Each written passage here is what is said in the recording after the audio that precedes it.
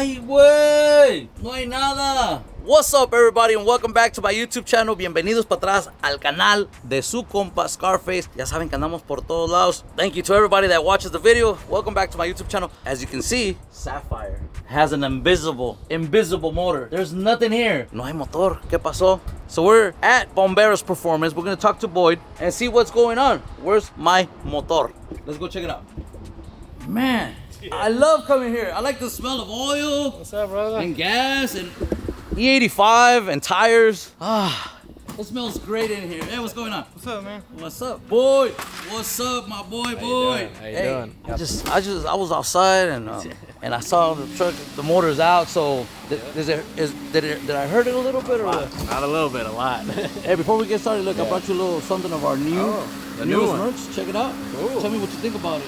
That's cool. That's a cool design. Got the motors and stuff. It has all kinds of The vehicle parts. What is that? Wastegate? What is that? Oh yeah, that is. Yeah, that is. Or a blow-off valve. A blow-off Yeah, valve? yeah. It's probably the same one that's on the truck. Probably the same one. Yeah. No, I can show you. So it's over. We got the motor over here. Show the viewers because a lot of people on this video might not have seen it yet. So Yeah. So this one you had in here for a year, right? this motor right here had been in the truck for exactly 1 year. We installed it in November. We went to SEMA and it gave out on us in November at Freddy LSX Truck Fest. Boyd pulled the motor, and from here on I'm gonna let Boyd explain what happened and what causes this and what's happening right here. So what are we looking at, Boyd? What is this? You're gonna need a new oil pan. But pretty much you got your piston, rod, caps, all that stuff down in there. But That is crazy. so, and then you go over to this end, you got the rings all still jumbled up in there. And then actually in the cylinder head. Where? Which one is it? I think it's that one. Yeah. One of the rings actually. One of the valves tried to eat the rings. This right here. Yeah. So that's a piston ring that's up in your valves. It's not supposed to be there. Whoa. So yeah, so obviously these are the good pistons, and these they'll have I think it's 3, but they have a couple rings on them that seal it from the oil and all that stuff. But yeah, so what I think happened is cylinder number 7 piston, this one came apart. It started chewing itself up, and on its way around, took out this one. So that's cylinder number 3.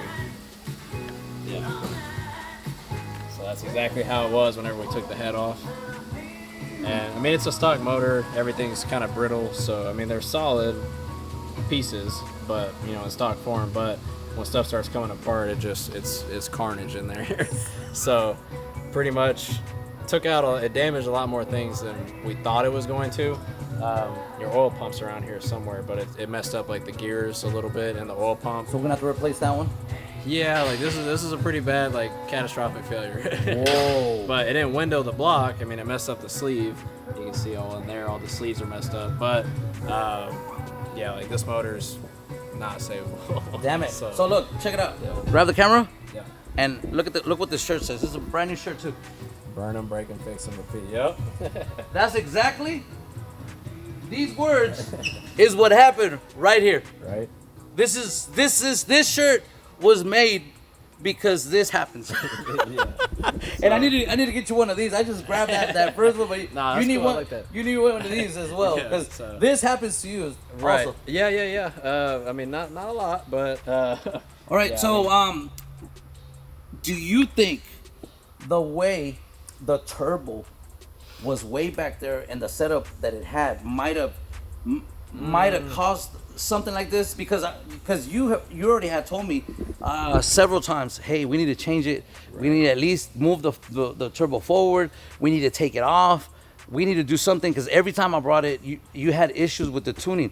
Do you think that is something that might have caused that, or what do you think? So? I mean, as far as what I think happened, I mean, it's hard to say because everything else looks so good. It's just these, like obviously, I mean, you can tell on these pistons, they're not chipped up. The burn marks look good. Actually, the cross hatching on the sleeves look good. So it's like it wore in good and it was doing what it was supposed to. It's just these came apart. So usually cylinder number 8 is the weak ones, and that's this cylinder, which is still fine. 8, 7. Yeah, 7. So 6. 7. Yeah, and then that's number 3 over here. But I think this one was fine. It's just maybe the piston rings came apart on this one. And usually whenever the piston rings come apart, it could happen where the rings, they have the ring gap. When they touch, it actually breaks the piston whenever they touch.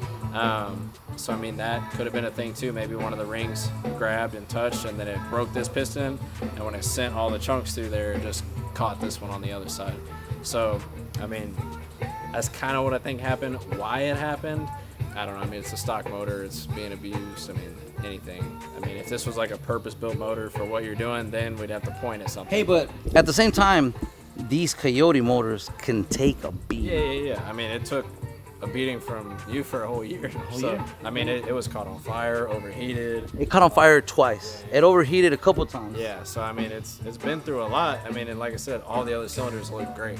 So I mean, when we did compression tests, every single time you came back in, and it kept looking, it was getting lower and lower every time. But it was. So and it started to smoke as well. Like on the catch can, so the more probably it was probably that. It was probably this one. Yeah. That So one. the rings were, like I told you, the rings are just getting tired. So it probably just got wore out, and the rings came apart, and then it took the piston with it. And when the piston goes, it takes out everything else, the rods, the block, everything. So I mean, it tore up a lot of stuff. I mean, the motor was locked up. That's why it wouldn't turn over for shit. It would just burn the fuse every time. Yeah, so we actually had to take the transmission out and leave the converter attached to the motor because we couldn't turn the motor to get the converter bolts. So yeah. So I mean, it's messed up pretty good. We need some new stuff that we weren't planning on, but I mean, like we can send the heads out, get them.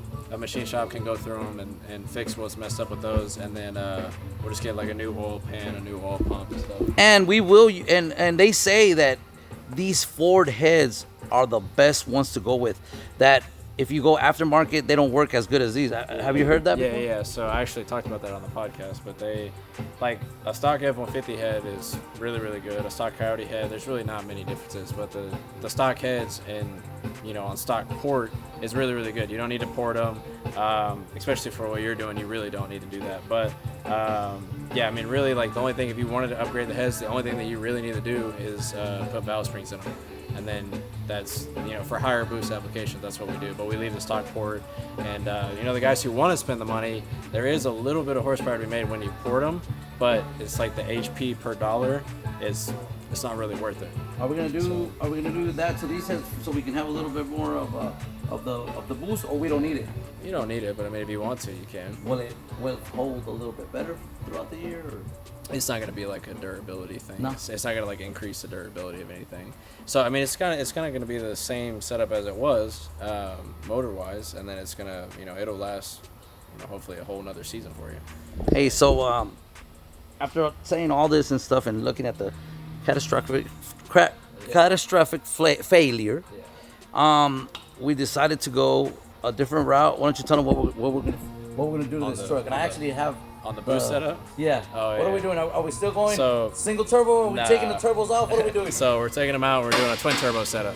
So got with On3, and they sent me a turbo kit to put on the truck. But we're gonna do a twin top mount turbo setup, and then we're gonna have the exhaust dumps coming out the hood.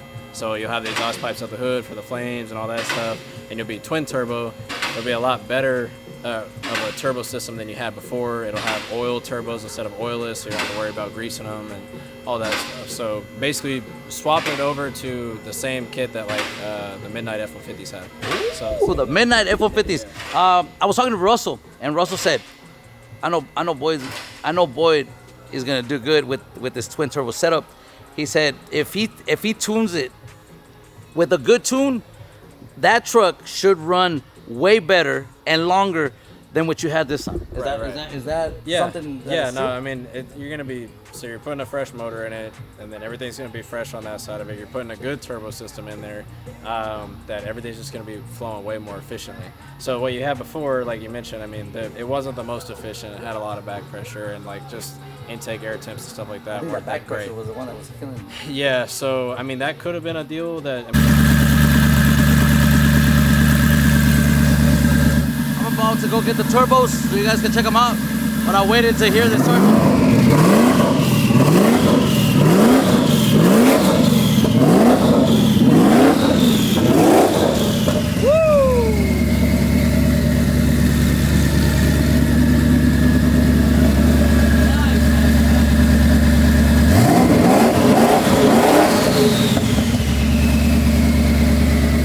Nice.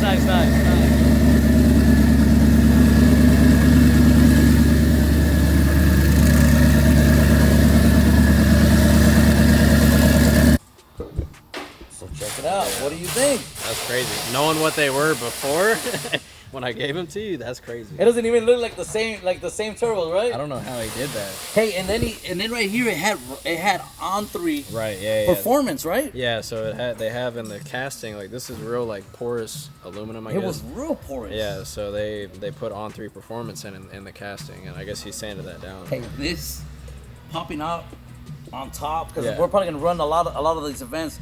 We're gonna run it hoodless. Yeah. It's gonna look sick. Oh, It's yeah. gonna sick up there. It's gonna be an eye catcher for sure. Hey, so when we travel, we need to put something like these, right? Yes, yeah. Hey, so when we're out there and we're gonna go in the pit, whatever, do we put like a small screen in here, or we Yeah. just run them open like Well, that? What do we do? So you can, for the burnout pit, it'd be the safest thing possible is just to run a little like K&N filter over the top of them, or you can run like a little turbo guard, which it makes it like like I call it chicken wire. Like it makes it to where big things can't get Don't through, go in there. But like small little pebbles and stuff like that, like they can still get in there. So if you just want to be the safest as possible, just put air filters on it, which I can get. But we gotta put little ones. Yeah, little ones. They Huh? probably sent some with the kit. Oh, okay. I'll see how big they are, but yeah. I mean, we can get small ones. K&N makes like a bunch of different Well, sizes. we definitely want something that looks good, because when it's parked there, like at the shows, just for people to look at it, or when you turn it on, you want to have nothing here so Right. so they can see how it Yeah. spools and stuff like that. Yeah. But once you're about to go in the pit, Yeah. put something on there, right? Right. Yeah. So I mean, if you want to, you never know. People, might come up and try to throw something in there. Oh, yeah. So you can put the little screen. The little screen. I've seen them. It's just like, it's almost like a cover like this, Right. but it has a little chicken wire screen that goes Right. like that way, and then you just tighten it up. Right. So you could have that, and you could even run that in the pit. It's just to be the safest as possible. You could put I mean, really, the only thing that could happen, like worst case scenario, is if something gets sent through the turbo comes apart, goes into the motor. But a lot of the times that doesn't happen. If like a little rock goes through there, the turbo eats it up before it gets there. So I mean, you can get away with not doing it, but it is smart to put filters on it. This is gonna look. It's actually gonna Yeah, it's gonna be hard to keep it clean. I don't even want to touch it. keep it clean, and but it's gonna give Sapphire a real nice look, because it's gonna match the wheels and stuff like that. It's gonna be crazy. She's gonna be looking different, because I think I'm gonna change the wrapping on the hood, Right. make it look that a little bit different, and I might change the wrapping on the tailgate. So, just simply what we're gonna do when they look into the motor, like, that shit's gonna be like, whoa, that's just crazy. It's gonna be a lot different and a lot better than what it was. She's gonna be show and go. Yeah, show and go. Yep. It should be faster too. I mean, it should make a lot more power than it used to. Hell yeah. So that's Hell another yeah. positive. You guys stay tuned. Check out how all this is gonna tie in together in the next couple weeks. It's all gonna come back. Little pieces here and there, and then we're gonna try to record it, and hopefully you guys get to see it at one of these shows in person when we take it out there. Yeah. So what we're gonna do right now, we're gonna unload this barrel of E85 that is empty, so we can get it refilled for when Sapphire is ready again. And we're gonna load up all the first, or we can say the old stuff, the that we ran last year. We're gonna load it up. We're gonna take it home. Let me back up this truck and get this stuff loaded, and we're almost done with this video. So thank you guys for keeping up and watching, and hopefully you guys are like, damn, like me.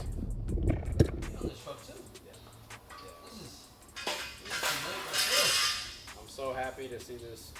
Get out of here. Yeah, I'm so happy to see this leave my life. Never see this turbo kit again. Take it to the scrap bin.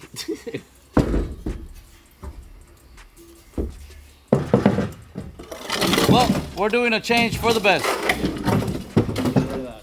Blow up. I'll never use that again. That little thing. Remember? I think I need this sensor. Which one? Take it out. The mass sensor. Oh, okay.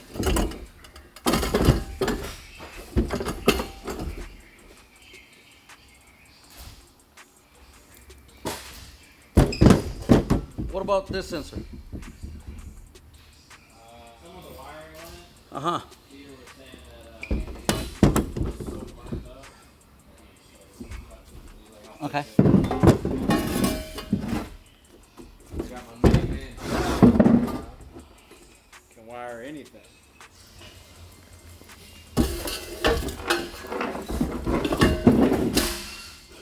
I can hear it.